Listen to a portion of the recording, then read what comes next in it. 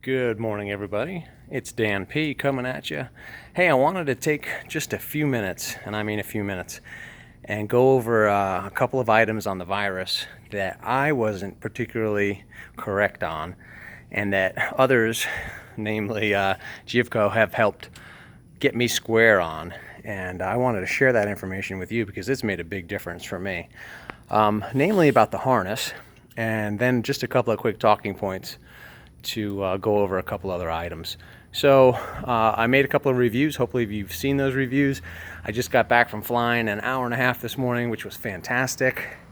And the minor changes that I made this morning made such a huge difference. So I want to share those with you guys right now. So here we go. Virus Paramotor. I've got 5.3 hours on it now. And I didn't plug in the hour meter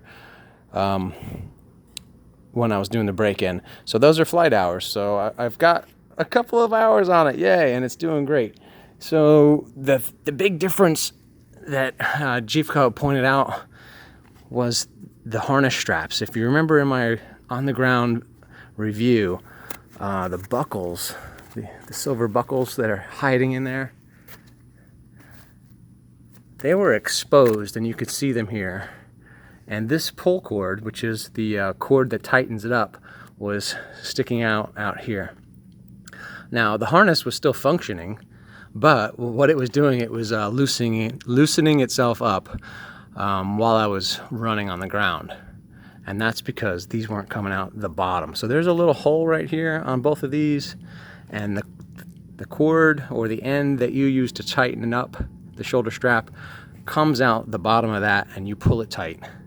These are the releases that you pull up to loosen it up. So when I put this harness on this morning, I made this adjustment the other day, hadn't flown it yet. So today was the first day I put it on. I started this morning, first time ever, with a 100% full fuel tank. I couldn't put any more fuel in it. It was up to the gas cap. And when I say gas cap, it was here to the gas cap. So that's 11 liters of fuel. Reserve parachute. This morning was 0 wind, and I took off in about 40 steps or so. This machine kicks ass. And I wanted to say that when I put this harness on, I was expecting the machine to feel heavy, because this is the first time I've got full fuel in it. And in fact, it felt better than the last time I flew it when I had 7/8 of a tank of fuel, because the harness was sitting higher on my shoulders and my shoulders were carrying the weight, and it made such a big difference. And more importantly, it didn't loosen up when I did my run. So when I jumped up in the seat, everything was still snug and tight. I didn't have to make any adjustments, and it just made a huge difference. So Givco, thank you so much for pointing that out, and I'm glad you did, man. So as always, help each other out. If you see something that's not right or you got a question, ask the question, because that's how we figure these things out. Nobody is an expert on any of these things. So especially when they don't come with a manual and they're designed overseas,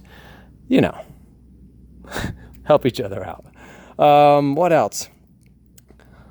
I talked about the fuel tank specifically.